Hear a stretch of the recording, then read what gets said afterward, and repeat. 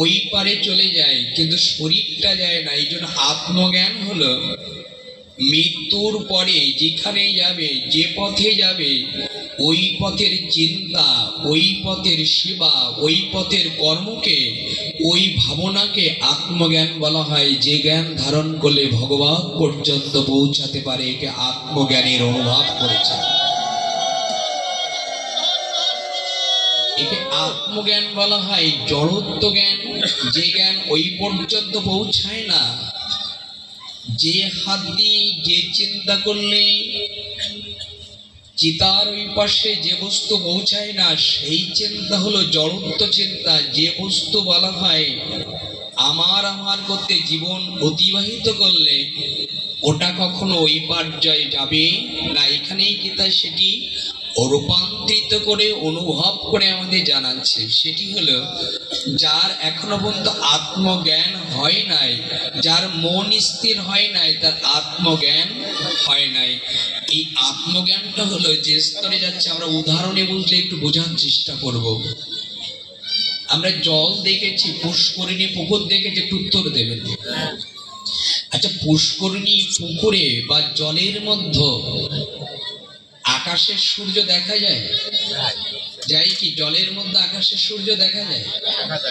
তা আকাশের সূর্য যদি জলের মধ্যে দেখা যায়, তো ঋষি এসে আকাশের সূর্য যদি জলের মধ্যে দেখা যায়, তাহলে নিখিল ব্রহ্মাণ্ডের যিনি মালিক, আপনার আমার পৃথিবী যিনি সৃষ্টি করেছেন, সেই পরম করুণাময়কে কোথায় দেখা যায়? কি বলেছে? নিখিল ব্রহ্মাণ্ডের যিনি মালিক, তিনি যদি দূরে থাকেন, তাকে কোথায় দেখা যায়? আকাশের সূর্য যদি জলের মধ্যে দেখা যায়, তাহলে উত্তর দিয়েছে যা আছে ব্রহ্মাণ্ডে। কোন ভাণ্ডে? আছে হৃদয় ভাণ্ডে। হৃদয় ভাণ্ডটা, চিত্ত মনটা যদি তোমার আয়নার মতো পরিষ্কার করতে পারো, আকাশের সূর্য যেমন জলে দেখা যায়, তোমার হৃদয় মন্দিরে ভগবান কৃপা করে নিখিল ব্রহ্মাণ্ডে থাক, কিন্তু তুমি ওই পাত্রেই দেখতে পারবে যদি তোমার সেই ভাবনা হৃদয় এই দেখো শিবার অনুরূপটা একটু দেখে নিন, খুব বর্ণনা করে দিয়েছেন। এখানে উত্তর দিয়েছেন যে যদি ভগবান চিত্তরূপে যা আছে ব্রহ্মাণ্ডে, তা আছে মোর ভাণ্ডে, নিজের ভাণ্ডে, তবে দেখা যাওয়ার কথা। দেখা যাচ্ছে না কেন? এই দেখো তত্ত্বগুলো কতগুলো তাত্ত্বিক তত্ত্ব দিয়েছে। আকাশের এই হৃদয় ভাণ্ডে যদি ভগবানকে আমরা দেখা যায়, আমরা কি দেখতে পারি? একটু দেখতে পারি আমরা? আমরা ভগবান চিত্তে দেখা দেয়, আসে, একথা কে বলেছেন জানেন? শুনুন, বলতে বড় আনন্দের প্রীতি লাভ হয়। সেটি হলো যদি কখনো তীর্থে, ধামে, মন্দিরে, পর্যটনে যদি ভগবানকে না পান, তবে এক জায়গায় গিয়ে পাবেন। কোথায় জানেন? এটা রবীন্দ্রনাথ ঠাকুর তপস্যা করে অনেক রাত জেগে এই কথাটা আমাদের দান করে গেছেন। সেই জায়গাটা হলো আমার হিয়ার মাঝে লুকিয়েছিলে, দেখতে তোমায় পাইনি আমি, দেখতে তোমায় পাইনি।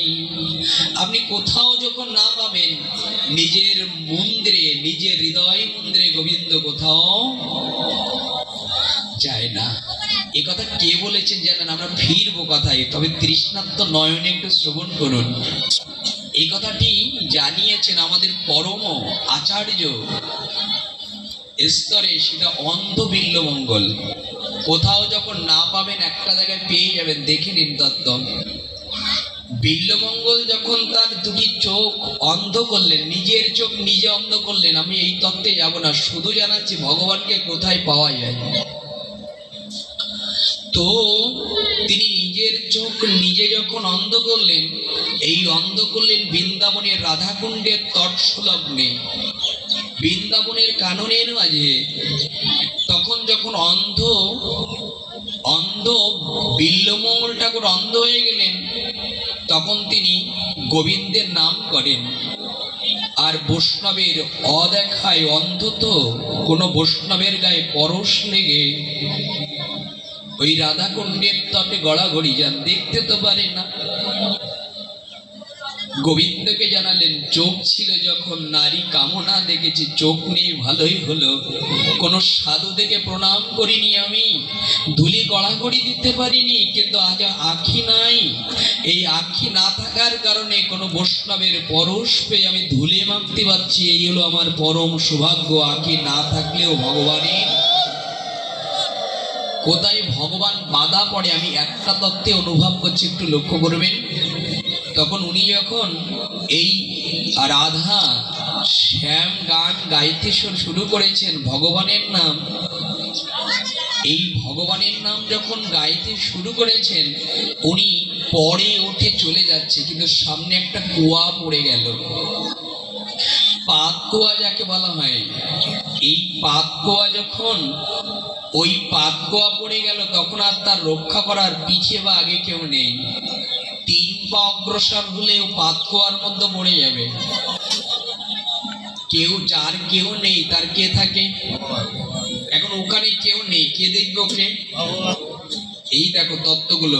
আচ্ছা, যার কেউ নেই তার ভগবান থাকে, এই কথা যদি যথার্থ হয়, কিন্তু আমরা মনে সেটা মেনে নিতে পারি না। প্রমাণটা দেখে নিন। অন্ত বিল্বমঙ্গল তখন 3 পা বাকি আছে, ওই আর 1 পা যখন বাড়িয়েছে, এখনো 2 পা বাকি আছে। ভগবান কৃষ্ণচন্দ্র ছোট্ট বালক হয়ে সম্মুখে এসে না বিল্বমঙ্গলকে বলছে, এই অন্ধ বিল্বমঙ্গল ঠাকুর, তুমি আর পা বাড়িও না। কেন? পা বাড়ালে তুমি যদি আর 1 পা বাড়িয়ে যাও, তাহলে পাপ কুয়ার মধ্যে পড়ে জীবন তোমার নষ্ট হয়ে যাবে, তুমি পা বাড়িও না। এই দেখো, ভজন যারা করে তাদের অনুরাগটা দেখো। ভগবান বালক বেশে এসে বাধা দিলেন, জীবন নাশ হয়ে যাবে, অন্ধ বিল্বমঙ্গল বলে দিলেন। বহুজন বিল্বমঙ্গল বলে ডেকেছে, কিন্তু আজকের ডাক আর কালকের ডাক এক না।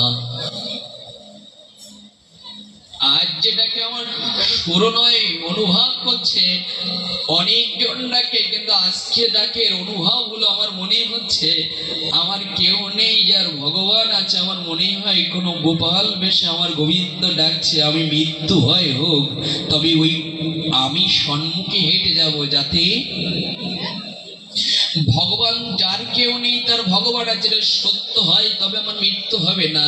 উনি আর 1 পা বাড়িয়ে দিলেন। গোবিন্দ দেখলেন ভক্তের তো বাক্য দিয়ে আমি ধরে রাখতে পারছি না, শব্দ দ্বারা। তখন যখন আর 1 পা ঝুঁকিয়ে দেবেন, ভগবান তখন বিল্বমঙ্গলকে পিছনে আটকে ধরলেন। আর যখন আটকে ধরলেন না বালক বেশে, আর বিল্বমঙ্গল বুঝতে পেরেছে, তোমার জন্য অন্ধ হয়েছি, তোমার জন্য পথে পথে কেঁদেছি, তোমার জন্য আজ ভিখারি হয়ে এসেছি, তুমি যদি এলে কেন সম্মুখে এলে না? কতদিন, কত রাত কোনো মা গোপালকে সামনে রেখে অন্ন দেয়, ব্যঞ্জন দেয়, কিন্তু কোনো মা দর্শন পায় না।